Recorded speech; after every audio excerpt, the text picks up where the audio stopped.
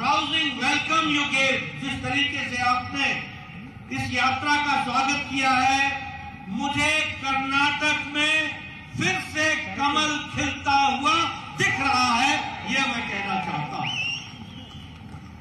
मित्रों, जब मैं बेंगलोर में आया हूं तो मैं और कर्नाटक की धरती पर आया हूं तो मैं कह सकता हूं this is a land of spirituality, ये अध्यात्मवाद की धरती है। This is a land of knowledge, ये ज्ञान की धरती है। And this is a land of science, जिसने दुनिया को, देश को साइंस में भी बहुत बड़ा योगदान किया। भारत के नक्शे पर देखें तो कर्नाटक अध्यात्म की दृष्टि से, स्पिरिचुअलिटी की दृष्टि से, ज्ञान की दृष्टि से, नॉलेज की दृष्टि से और साइंस की दृष्टि से कर्नाटक का अपना स्थान है। और उसमें भी बंगलुरु का विशेष स्थान है देश के नक्शे पर, दुनिया के नक्शे पर, यह मैं कह सकता हूं। और आज जब मैं यहां आया हूं तो मैं विश्वेश्वरैया को याद न करूं, हम यहां पर केम्पे नाथ प्रभु केम्पे गौड़ा जी को याद न करें तो शायद मेरी यात्रा अधूरी हो। मैं ये भी आपको बताना चाहता हूं कि कर्नाटक आज इनोवेशन में देश में नंबर 1 पर खड़ा है, नंबर 1 पर खड़ा है। उसी तरीके से कर्नाटक स्टार्टअप में is one of the best performing state in the country, इसको भी हमको ध्यान में रखना चाहिए। और बेंगलोर सिटी की बात करें तो अगर नेताओं ने अपना योगदान किया है तो this city is known for talent, technology and innovation, उसको भी हमको ध्यान में रखना चाहिए। मित्रों, मैं ये भी कहना चाहता हूं, मुझसे पहले बसवराज जी, गैरती बसवराज जी कह रहे थे, बाद में अशोक राज जी ने भी कहा, उन्होंने गैरती बसवराज जी ने कहा कि किस तरीके से पहले येडियुरप्पा जी ने और बाद में हमारे बोम्मई साहब ने कर्नाटक को आगे बढ़ाने में कोई कसर नहीं छोड़ी है। They have not left any stone unturned and mister Basavaraj has taken this area to new heights and नए हाइट्स तक उनको पहुंचाने का काम किया है। आई मस्ट कॉन्ग्रेचुलेट बेटी बसवराज फॉर हिज वर्क। मित्रों, जब मैं आपको बेंगलोर की चर्चा कर रहा हूं तो मैं ये भी बताना चाहता हूं, आजकल देश में बड़ी चर्चा हो जाती है और मैं ये भी कहना चाहता हूं कि कोरोना के काल में और यूक्रेन के युद्ध के पश्चात सारी दुनिया में मंदी आई, सारी दुनिया इस सप्लाई चेन से लड़ने में दिक्कत में पड़ी। लेकिन I would like to tell you that India, under the dynamic leadership of Prime Minister Modi, has seen a stable economy in India. That is what I would like to say. और जब मैं ये कहता हूं तो मैं आंकड़ों के साथ कहता हूं और मैं चाहता हूं कि मीडिया वाले मेरी बात को लिख लें। आज रशिया में इन्फ्लेशन 11.8%, इटली में इन्फ्लेशन 10%, यूनाइटेड किंगडम में इन्फ्लेशन 10%, ऑस्ट्रेलिया में 7.8% और इंडिया में 6.5%। One of the most stable economy. आपको जानकर खुशी होगी कि हमारा ग्रोथ रेट, जीडीपी, मैं बाकी कंट्रियों से कंपेयर नहीं करूंगा। चाइना 3.2 पर खड़ा है, फ्रांस 2.5 पर खड़ा है, USA, United states of America का ग्रोथ रेट 1.6 है और इंडिया का ग्रोथ रेट 6.8% पर खड़ा है। This is India, this is Bharat, ये भी हमको समझना होगा। मित्रों, मैं ये आपको आंकड़े इसलिए रख रहा हूं कि दुनिया की नजर में जब भारत को देखते हैं तो भारत एक बदला हुआ भारत दिखता है, यह भी हमको ध्यान में रखना होगा। और जब मैं बेंगलुरु की बात करूंगा के नेताओं को बताना चाहता हूं कि एशिया पैसिफिक में Bengaluru is the fastest growing city in 2023। इसको भी हमको ध्यान में रखना चाहिए। अगर मैं बात करूं कि देश में इलेक्ट्रॉनिक इक्विपमेंट बनने का शेयर में बैंगलोर 50% कंट्रीब्यूट कर रहा है, यानी देश का भी national share economic products company में 50% बैंगलोर का शेयर है। और उसी तरीके से देश की बात करें तो आज 70,000 करोड़ रुपीस का इलेक्ट्रॉनिक प्रोडक्ट हम एक्सपोर्ट कर रहे हैं। अगर मैं मोबाइल की बात करूं, you will be astonished to know that in 2014 में भारत का 92% मोबाइल बाहर से खरीदता था और आज Bharat, India is manufacturing mobiles to the tune of 97% Bharat produce कर रहा है। ये भारत की बदलती हुई तस्वीर है। और आपको जानकर के खुशी होगी कि एप्पल का मोबाइल भी अब भारत में बन रहा है और बहुत जल्दी पोवई साहब ने बात की है फॉक्सकॉन कंपनी से, अब एप्पल कर्नाटक में बनेगा, इसकी भी तैयारी चल रही है। इसको भी हमको समझना होगा। अगर मैं डिजिटल ट्रांजैक्शन की बात करूं तो 2014 में डिजिटल ट्रांजैक्शन वॉज 3%। टुडे आज भारत में 40% ट्रांजैक्शन, दुनिया का डिजिटल ट्रांजैक्शन 40% इंडिया कंट्रीब्यूट कर रहा है। अगर मैं एयरपोर्ट्स की बात करूं तो आपको जानकर के खुशी होगी कि कर्नाटक में 11 एयरपोर्ट्स आर कमिंग अप। 11 अभी शिमोगा का एयरपोर्ट प्रधानमंत्री जी ने उद्घाटन किया। इन 70 इयर्स 70 साल में 74 एयरपोर्ट बने और 9 साल में मोदी जी के 74 एयरपोर्ट बनकर के तैयार हुए। ये भी हमको समझना है। आज 72 प्रोजेक्ट्स को एयरपोर्ट अथॉरिटी ऑफ इंडिया ने काम शुरू किया है और यहां भी 9 एयरपोर्ट अथॉरिटी ने प्रोजेक्ट को सैंक्शन दे दिया है। कर्नाटक में भी 9 एयरपोर्ट पर काम शुरू हो गया। उसी तरीके से कर्नाटक का बजट रेलवे का 4,000 करोड़ था 2014 में। आज कर्नाटक का बजट 7,000 करोड़ रुपीस है और रेलवे में काम को आगे बढ़ाया गया। अगर हाईवे की बात करें तो 2014 में पर डे 12 किलोमीटर सड़क बनती थी, आज 37 किलोमीटर पर डे सड़क बन रही है। उसी तरीके से कर्नाटक का नेशनल हाईवे का बजट 2009 से 14 के बीच में 5 इयर्स में वो 6,000 करोड़ और 2019 से 2023 तक कर्नाटक का नेशनल हाईवे का बजट 40,000 करोड़ है।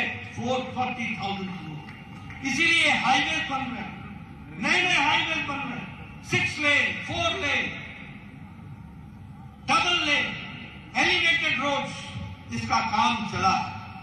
आपको ये भी याद होगा कि प्रधानमंत्री मोदी जी अभी 27 फरवरी को कर्नाटक आए थे और उन्होंने, जैसा मैंने कहा, कि शिमोगा का एयरपोर्ट का उद्घाटन किया जिसमें 450 करोड़ रुपीस खर्च हुए।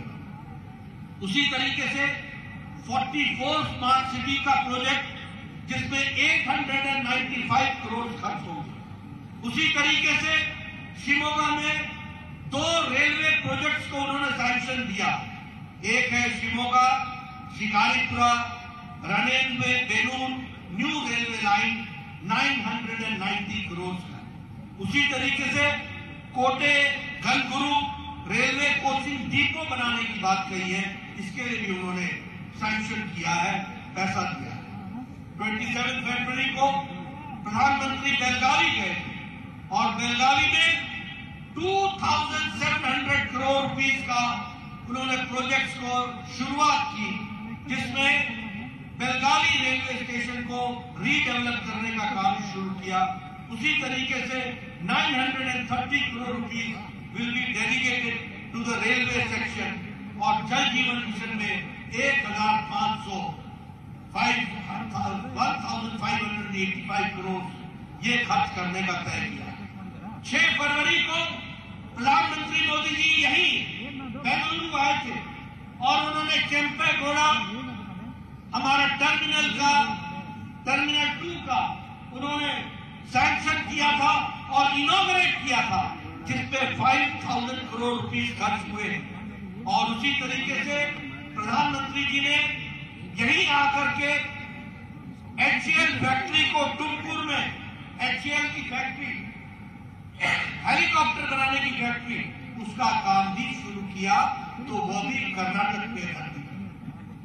उसी तरीके से टुमकुर में हमारा इंडस्ट्रियल टाउनशिप और कॉरिडोर ये भी बनाने का काम शुरू किया। और Vande Bharat express Mysore to Chennai, from here to Annamalai place Chennai, वहां तक के लिए भी वंदे भारत ट्रेन को शुरू किया गया। और केम्पेगौड़ा इंटरनेशनल एयरपोर्ट के साथ साथ हमारे नाथ प्रभु केम्पेगौड़ा की 108 फीट की मूर्ति, उसको भी स्थापित किया गया और वो उसको भी अनवेल किया गया। You will see that Karnataka has been brought in the mainstream and Bengaluru has been given the top priority as far as development is concerned. This you have to understand, and this is the change which has come. And I would also like to appreciate Vaidhi Basavaraj ji for bringing all this change. Ashwat Narayan ji, R. Ashok ji, all of them have done a good job for this development. अगर हम कहें आज Karnataka is a state जो देश में top 2 economies में से आता है, इसको भी हमको समझना होगा। और अभी जो बोमई साहब ने ट्राइबल्स के लिए, वीवर्स के लिए, फिशरमैन के लिए ये जो चीफ मिनिस्टर रायता विद्यानिधि को एक्सटेंड किया है, जिसमें लगभग 10 लाख हमारे वीवर्स विल बी बेनिफिटेड, ये बहुत बड़ा काम हुआ। उसी तरीके से गरीब लोगों की बात करें तो 0 इंटरेस्ट लोन पर फार्मर्स के लिए कोऑपरेटिव सोसाइटी में 2.42 लाख फार्मर्स को लोन दिया गया है, यह भी बहुत बड़ी बात है। और रिजर्वेशन के लिए जो आपने SC को 15% से बढ़ा करके 17% कर दिया, ST को 3% से बढ़ा करके 7% कर दिया, ये हमारे ट्राइबल भाइयों के लिए SC योजना के लिए बहुत बड़ा योगदान है। Friends, prime minister Modi ji ने गांव, गरीब, वंचित, पीड़ित, शोषित, दलित, इनको मदद पहुंचाने का काम किया और उसी को ताकत देने का काम येडियुरप्पा और बोमई साहब ने किया। ये भी हमको ध्यान रखना चाहिए। ऑल स्कीम्स में भी प्रधानमंत्री गरीब कल्याण अन्न योजना, it has reached the last mile, में भी प्रधानमंत्री स्वच्छता योजना, में भी उज्ज्वला योजना, में भी सौभाग्य योजना, में भी प्रधानमंत्री किसान सम्मान निधि, में भी Ayushman Bharat, all these schemes has empowered the marginal section of the society. All these schemes ने हमारे को ताकत दी है, इस बात को हमको समझना चाहिए। मित्रों, मैं आपको इस दृष्टि से भी बताना चाहता हूं कि जेडीएस और कांग्रेस ये एक ही सिक्के के 2 पहलू हैं। They are the 2 sides of the same coin. Both believe in corruption. Both believe in family rule. Both believe in divisive politics. Both believe in divide and rule. Both believe in commission, corruption, casteism, communalism, all types of vices both the parties are having. आप बताइए, JDS family rule में विश्वास करता है कि नहीं करता है? करता है कि नहीं करता है? करता है कि नहीं करता है? कांग्रेस पार्टी परिवार लिमिटेड है कि नहीं है? परिवार लिमिटेड है कि नहीं है? उसी तरीके से कांग्रेस के नेता ऊपर से नीचे तक सब बेल पर है कि नहीं है? भ्रष्टाचार किया है कि नहीं किया है? कमीशन खाया है कि नहीं खाया है? और उसी तरीके से जेडीएस ने भी भ्रष्टाचार किया था कि नहीं किया था? किया था कि नहीं किया था? ये सब दोनों भाई भाई हैं। जेडीएस को वोट देने का मतलब भी कांग्रेस को मजबूत करना, कांग्रेस को वोट देने का मतलब करप्शन को मजबूती देना। ये बात हमको समझनी है। और आप बताइए, दोनों ने मिलकर आईपीएफ के 1700 केसेस वापस लिए कि नहीं लिए? 1700 लोगों को जेल से छुड़ाया कि नहीं छुड़ाया? आज पीएफआई बैन है कि नहीं है? आज पीएफआई ने कम्युनल कर्नाटक में कम्युनल उन्माद फैलाया था कि नहीं फैलाया था? भाईचारा समाप्त किया था कि नहीं किया था? ऐसे लोगों को बढ़ावा देने का काम कांग्रेस जेडीएस करती है। ऐसे लोगों को आने देना है क्या? आने देना है क्या? मैं उधर से सुनना चाहता हूं, आने देना है क्या? मैं इधर से सुनना चाहता हूं, आने देना है क्या? मैं इधर से सुनना चाहता हूं, आने देना है क्या? मित्रों, देश सुरक्षित है प्रधानमंत्री मोदी जी के नेतृत्व में, और प्रदेश सुरक्षित है येदियुरप्पा जी और बोम्मई जी के नेतृत्व में, और उनके हाथों में कर्नाटक सुरक्षित है, आगे बढ़ेगा, विकास करेगा। इस बात को समझना है। और मोदी जी का आशीर्वाद है।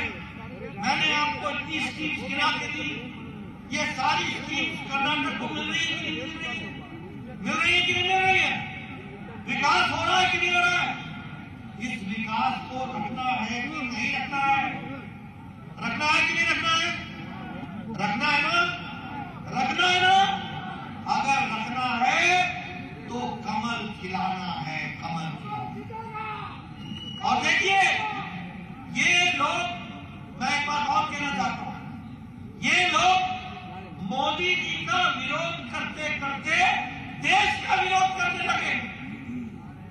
यहां भारत जोड़ो यात्रा निकली, भारत तोड़ो यात्रा का जो काम इन्होंने पकड़ा, भारत में इनको किसी ने नहीं सुना।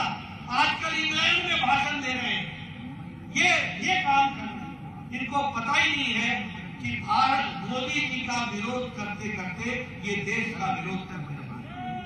दूसरी बात, क्या कहते हैं? मोदी तेरी कब्र खुलेगी, और देश क्या कहता है? मोदी तेरा कमल खिलेगा, तेरा कमल खिलेगा। इस बात को भी हमको ध्यान रखना। ऐसी भद्दी भाषा, ऐसी स्तरहीन भाषा, ऐसे लोगों को घर बैठाना चाहिए। ऐसी पॉलिटिकल पार्टी प्रजातंत्र में काम करने योग्य नहीं होती है। इस तरीके से प्रजातंत्र नहीं चलता है। प्रजातंत्र में विचारों की लड़ाई होती है। प्रजातंत्र, in democracy there is a fight of ideology, there is a fight of argument, there is a fight of statistics, you have to give arguments. इस तरीके की स्तरहीन भाषा, इसका मतलब ये होता है कि कांग्रेस पार्टी का मानसिक दिवालियापन हो चुका है। They have become mentally bankrupt, mentally bankrupt. और कांग्रेस का इतिहास के बारे में मैं बताऊं, जब सिद्धरामैया थे तो उन्होंने समाज को बांटने की कोशिश की थी, अलग तरीके से रिजर्वेशन की बात की थी। ऐसे लोग जो डिविजिव पॉलिटिक्स में ध्यान रखते हैं, इनको घर बैठाना चाहिए, और जो लोग विकास के काम में जुटते हैं उनको काम देना चाहिए।